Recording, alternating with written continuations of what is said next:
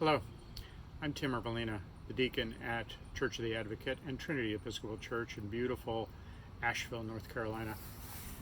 We are recording today from the beautiful Garden of Sophia, the Garden of Wisdom, outside the Rainbow Community School in West Asheville. It's a gorgeous place filled with beautiful plants and artwork and a refuge for the children who attend school here. And I'm sure that they, like all of the children all across our country and in many other countries across the world, are missing this beautiful place and hope that very soon they will be back on campus. And we pray that too. It's the 6th Sunday after Pentecost, and our story today comes from the 13th chapter of Matthew. Jesus tells a story here of a farmer planting his seed. He throws some of it out, and immediately some of it's gobbled up by the birds, who are, after all, hungry. And then others falls on the rocky soil, and he says the sun comes out and the rains come, and that seed sprouts up very, very quickly. But when the sun gets hot, it withers and dies.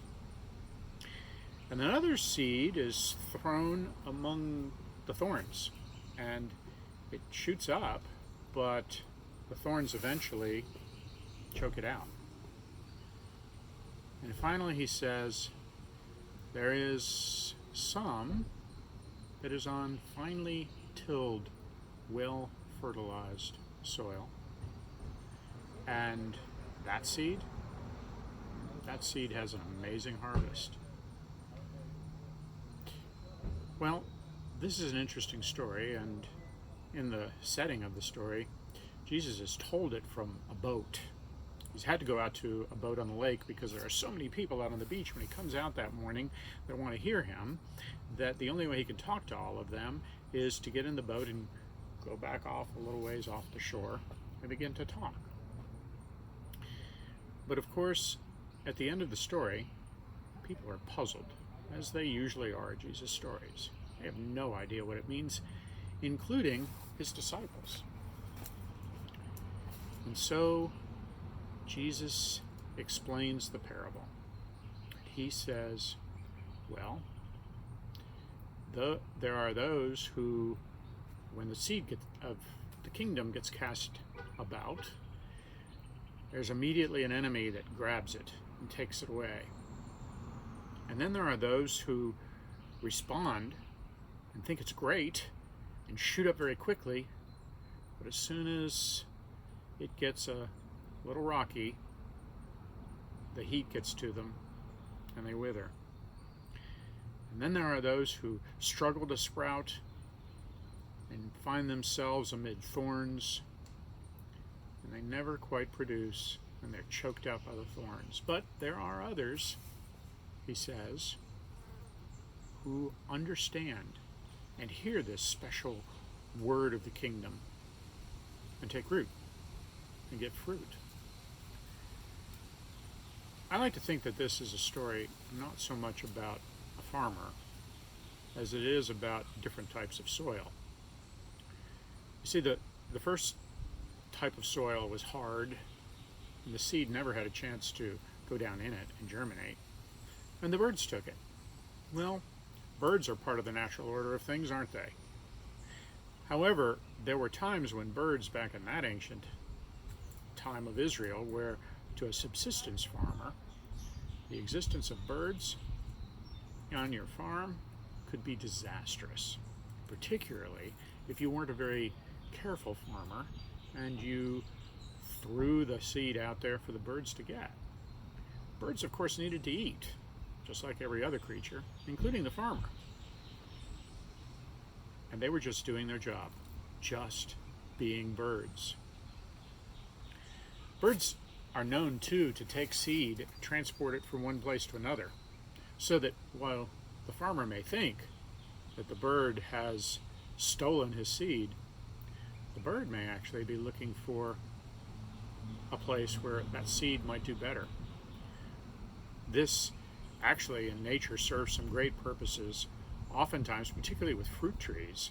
It allows the seedlings not to grow up around the base of the tree, where they would steal nutrients from the mother tree, but to be scattered in a place where the birds feel is a better place for that seed, because they'll eat the fruit, and then when they defecate, the fruit gets planted in the form of seed somewhere else, and the process starts again.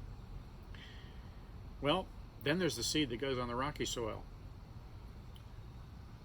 It shoots up, but the sun can burn it out. But that's not always the case.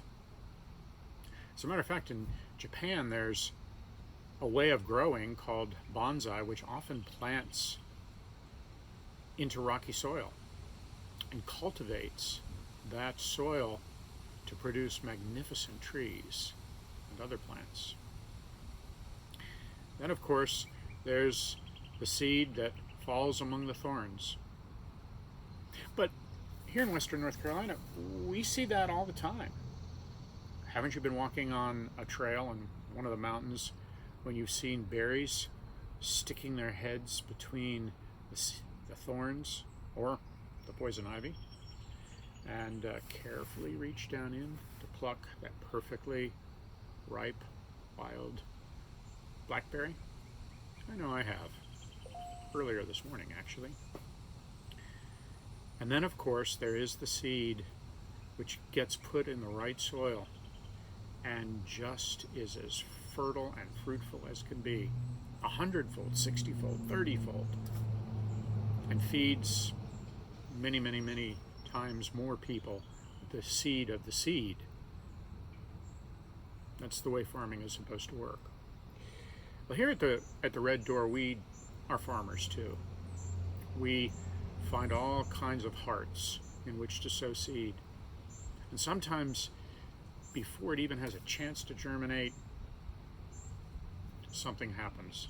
The trauma that many of the folks that we minister to steals their heart away and pulls them back off the path that they start. A lot of times this is due to long-standing traumas that they've experienced. It may be due to mental illness or drug addiction. It may just be their fear that we aren't who we say we are, and they're gone. And others are very receptive to this community that we have built at the Red Door, and they get involved and they volunteer and they help to serve others, but it doesn't last. When the going gets rough, when those old urges come along, they're gone. And then there are others who, when they hear the word, they're stuck in the thorns. And hard as they try, the thorns choke it out. But we see many, many, many more who hear the word and who, in that process, give forth fruit. That's what we work for here at the Red Door. The people who we're ministering to, we're aware of their trauma. We know that many times they fail, just like we do. We're aware that sometimes they may not trust us because so many others have let them down. And we're aware that this is a hard road that they and we, all of us, are on. This road towards faithfulness, the road towards trust, the road towards wholeness and healing. But we know that in the right soil, at the right time, that seed will give fruit. And all of us have the right time in our lives. Just because it's been rocky soil, just because it's been hard soil, just because the birds have been there, or the thorns have been there, or the trauma's been there, just because that's happened before, doesn't mean that it will always happen. Doesn't mean that it will happen in the future. That's what we live for here at the Red Door. That's what we trust is going to happen. The seed will give forth more seed, 100-fold, 60-fold, 30-fold. the seed will come. And that's why we do the work that we do. Amen.